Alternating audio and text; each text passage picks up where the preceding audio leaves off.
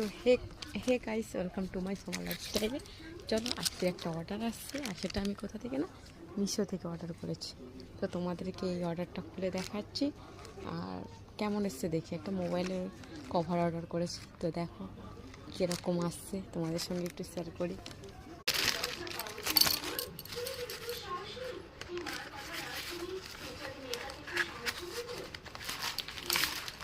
তো কী অর্ডার করছি দেখো, তো একটা মোবাইলের কভার অর্ডার করছি তো মিশোতে। খুব সুন্দর এসছে ভাই, মাত্র 51 টাকায়।